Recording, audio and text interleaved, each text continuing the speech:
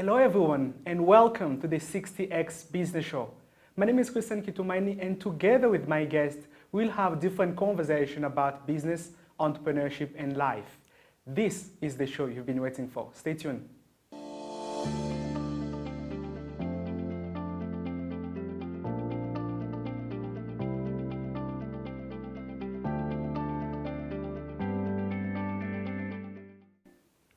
In today's conversation, my guest is an amazing female entrepreneur.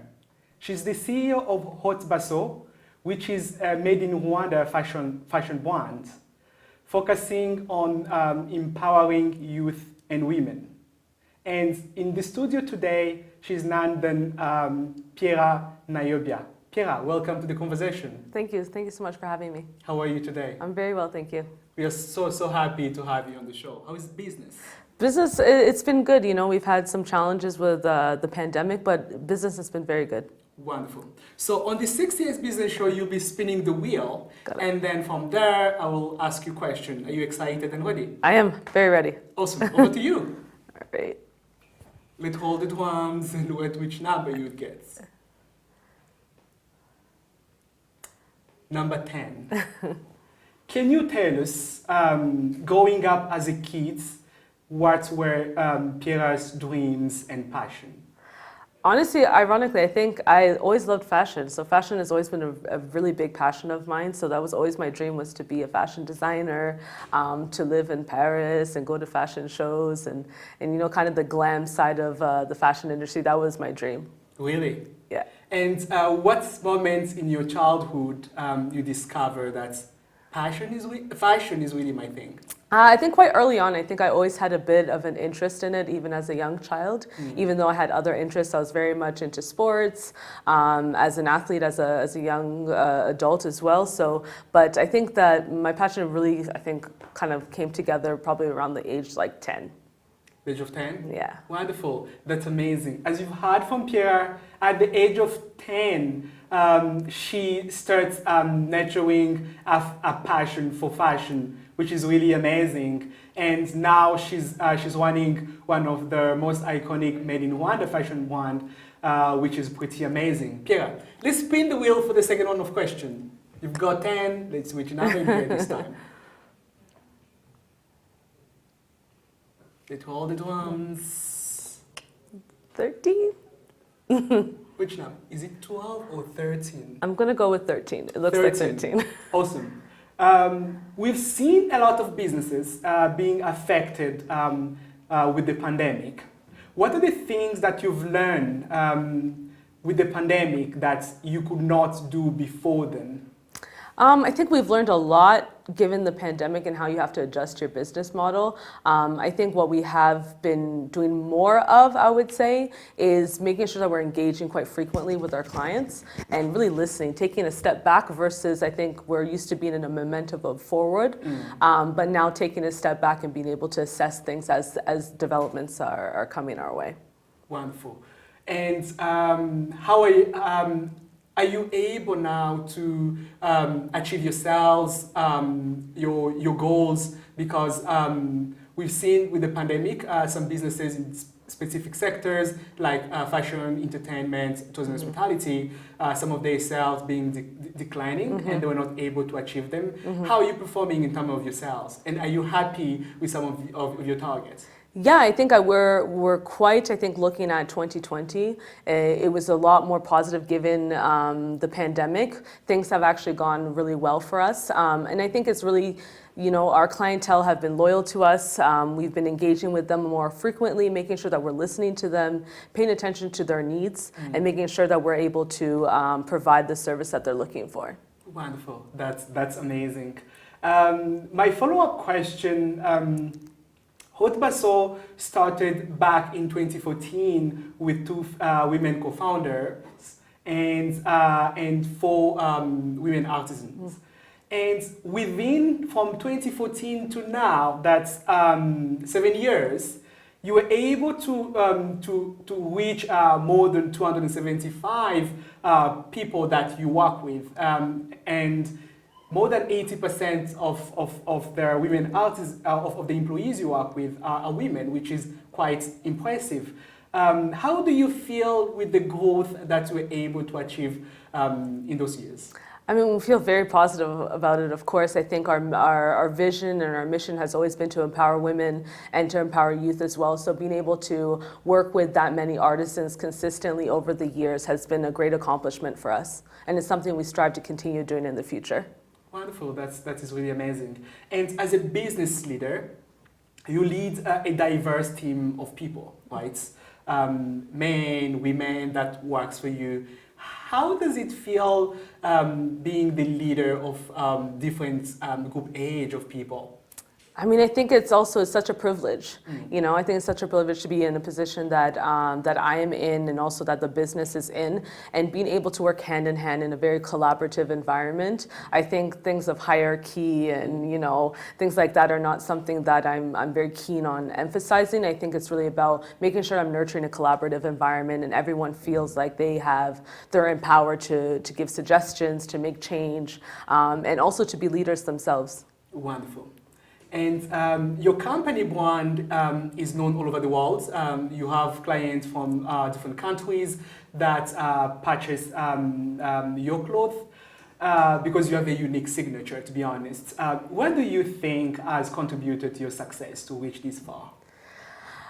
I mean, it's a difficult question. I think some of it is timing. It's just being there to service the clientele, maybe when there's a time that there wasn't so many options. But also, I think making sure that we're open to innovation, open to collaboration also with different countries. We've collaborated with brands in other parts of the world, and I think that has allowed us to be able to reach other markets that we wouldn't normally have access to. So I think that's really contributed to a lot. It's really our collaborative spirit, and that kind of ethos has pushed us to be able to be in these different countries.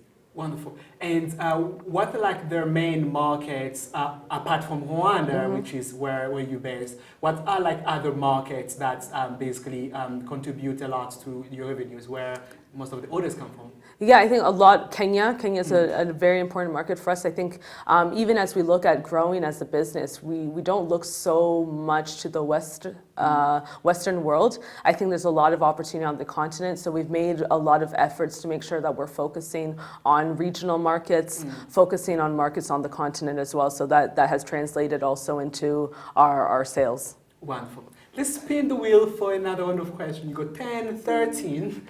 What's going to be your next lucky number? Let's see if I can get. Oh, back to spin again. Hold it once and see which one you get. All right, let's spill the other way. This is becoming fun. It's lucky number 10. Is your 10? Yeah, 10 is my luck. 10 Oh, is lucky. there you go. 9. Wonderful. There is a lot of perception about made in Rwanda brands. First, link with quality, but also there is a high price tag attached to it. What do you think about that? I mean, us as a brand, we really try to keep our brand accessible. It's something that's very important to us, so be very mindful of costs. Unfortunately, with our access to raw materials makes it that some of our products we don't really have a choice but to price them a little bit higher. And I think that's a lot of challenges that a lot of entrepreneurs within East Africa are also experiencing. But I'm hopeful that, as developments in our sector, we're able to reduce some of our costs. Wonderful. And we have seen a lot of Western brands and the Western world, people living outside of Africa, showing a lot of interests to the African creative sector, including fashion, arts, and other products. What do you think about the interests with different other cultures showing interest to their African arts, to the made in Rwanda brands? I mean, it's very positive for us as a business to be able to engage in the global market. And I think, sometimes things can be a bit trendy, but I think now that we're seeing that there's a lot of opportunity and there's a really strong creative sector on the continent. So even for us as a brand, it's really important for us to be pushing excellence and making sure that what people are consuming abroad is of a high quality and standard, to be able to showcase that, Africa has a lot of great talent. Amazing, amazing. And my next question will be, we know how having access to raw material, it's really a challenge. Yeah. And that results sometimes in business like yours affects your pricing. Because the raw materials arrive with certain margin a little bit expensive, and how do you think, as a country, we can tackle the problem of having access to raw materials? Do we need to produce locally? What are the different measures and we can put in place to tackle that challenge? Yeah, I mean, I think the government has done a lot of great initiatives to be able to help with that, whether that's tax exemptions. That's been something for us as a business has been very helpful. But I think, yeah, as we invest in the industry, we must invest also in raw materials. So I think the next step of this is really to be able to have companies that come and invest and we produce locally. That will really help reduce costs for us. Wonderful. And I remember we were discussing before this interview how you're very, very happy with the way you're running your operations, the way you're achieving your sales. What is the future plan of Haute Basso? Yeah, so we're growing a lot. I think 2020 was a very transformative year for us. We opened a cafe, and then we are also now venturing into interior design. So I think for us, it's making sure that we're listening to clients and making sure we're finding a way to service the client more holistically. So going more on the side of a lifestyle brand versus only doing fashion. So I think that's something is to diversify and be able to service the client more. It's something that we look at for the future. And my follow-up question: what triggered you move into the cafe business? Is it because it's a lucrative business, or is it because there was a demand in the market? What triggered you move? I mean, we really looked at it as like, how can we get clients to spend more time with us? I think to be able to showcase more about made in Rwanda brands. Even though we are a fashion brand, we're also a multi-brand shop. So we carry a lot of different brands throughout the continent and also throughout Rwanda. So going into food and beverage was now an opportunity to be able to showcase what made in Rwanda is more holistically. So give people an experience when they come to Haute Basso versus just, you come to a shop and yes, you have a good time or you see beautiful products, but also being able to showcase another part of Made in Rwanda was very important for us. So that's really how the idea was born of having a cafe. Wonderful. As you heard from Pierre, one of their strategies to keep their customers, to retain their customers. When they come to shop some clothes, they can still retain them through the cafe and give them like an holistic experience of Made in Rwanda, which is basically a good strategy for you. And I'm sure it's gonna probably, once the lockdown or life goes back to normal, it's gonna basically pay off the price because you may see your sales really go high. And you lead a diverse team of people. And you're a leader. How would you define leadership? That's a tricky question. I don't think there's a single definition, I think, for myself. I think maybe what I look at is just, it's really about being able to collaborate, being open. That's really how I've also experienced amazing leaders, have been those that I feel like are very open to collaboration. They're able to see beyond the short term and be able to see the long term benefits of whatever decisions that they have to make. But I think it's really just to be a team player. I think that's really the best way I can describe it. Wonderful. As you heard from Pierre, according to her, if you are a good team player, you're really an amazing leader. And my follow-up question, we've seen with this pandemic, a lot of businesses in the creative sector being affected. What advice can you give to young people in the creative sector, both in Rwanda and on the continents, to tackle the challenge of the pandemic. They've been affected by the pandemic to still run the business smoothly. I mean, I think everyone, it doesn't matter the sector, everyone has been affected by the pandemic. Mm-hmm. I think what I would advise people is just to persist, persist, listen to your customers, take a step back and really be able to find ways to pivot. I think that's really the thing, is to be able to take the time to analyze what the changes are, what are the new demands, what are the new needs of your clientele, and then be able to service them from there.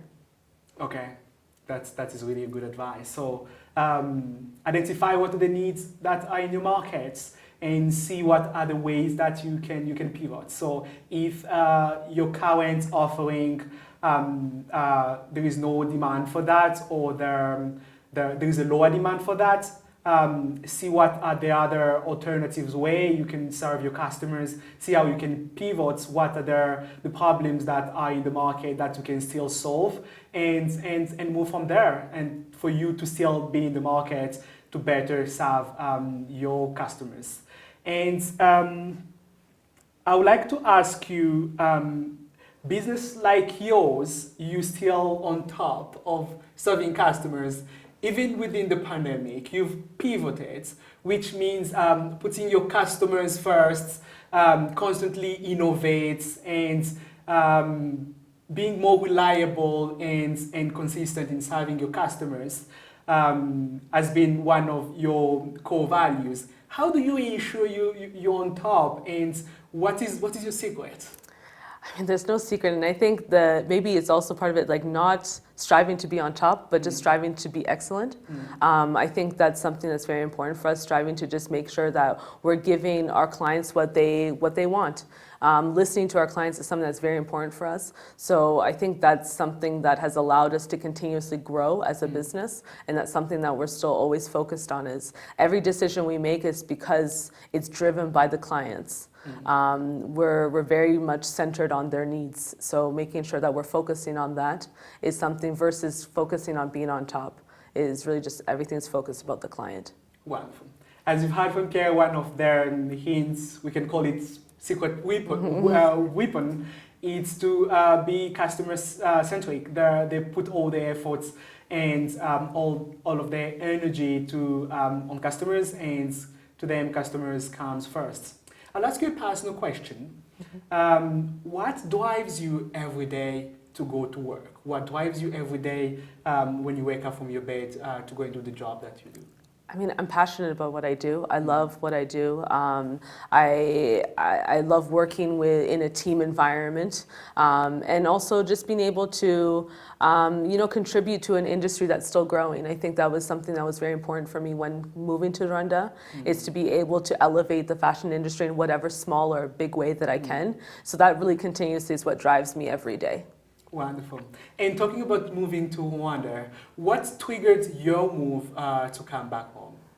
I saw opportunity. I saw opportunity to be able to provide skills and being able to transfer some of the skills that I have. I studied fashion, so this is very much in my field. So being able to elevate the industry in whatever way I can was really what drove me to move to Rwanda in 2016.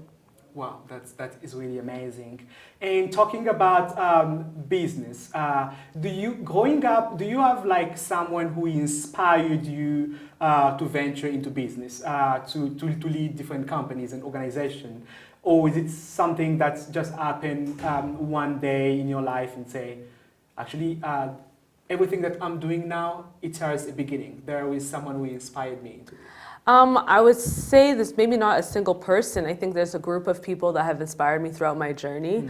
I would definitely, my mom loves fashion. She studied fashion as well. So I think that passion, I'm sure, translated to my decision making into going into fashion. I think even as a child, I just had an entrepreneurial spirit, and my sister as well. So I think being able to have a partner, I guess, in crime from a young age, to be able to have ideas, do our small business, even as a child, has been something that's continuously inspired me. Wonderful. And I would like also to get to know who is Pierre. Apart from fashion, running your company, making money, leading your team, what are the other things you're passionate about as a person? I'm passionate about a lot of things. Very passionate about basketball. I love sports, so that's something that's very important for me. Also, just passionate about just living like a great life, being able to enjoy my country, being able to travel throughout the country, especially now given the pandemic. It's been such a wonderful opportunity, I think, for us to be able to travel more domestically. So that's definitely something I'm very passionate about: is travel, the arts, culture. Kind of everything. As you heard from Pierre, apart from making money, running a company, she likes basketball, she likes also traveling, exploring the country, and through traveling, you obviously know there is a lot of beautiful memories and different people that you encounter during your journey. Let me wrap up this conversation with my last question. What is your biggest lesson in life? Patience. I think patience is definitely the biggest lesson I've had, especially in the journey of entrepreneurship. It's something that you learn so much about how to work with different people and how to adjust and be more adapting to situations. So I think patience is a very necessary characteristic, I think, for people in business and entrepreneurship. Wonderful. As you heard from Pierre, one of our biggest lessons in life is patience. And I will not add more things on that because it's obviously clear. But as a bonus, before I let Pierre go, and my last question will be for a young girl watching this show now, who is trying to find her way in life, what are like 3 top advice you can tell to that young girl to help her prepare into either a business venture one day or our next decision into our life? I would say set goals. I think that's such an important thing, is just to set, even their small goals, it's always to set goals for yourself. Dream big. Don't be shy to, have extremely large dreams. You never know. And also study. Whatever you're passionate about, there's also a studying element that needs to go into it. And when I say study, it doesn't necessarily mean that you have to go to school, but study on your free time, read books, watch documentaries, do that kind of thing to help nurture whatever you're passionate about. Wonderful. Set goals, study, and what is the third one? Dream big. And dream big. That one is so clear. So we are coming to the end of this conversation, and my guest was Pierre Nayobia. Pierre, welcome. Thank you so much for making the show. Thank you so much for having me. Awesome.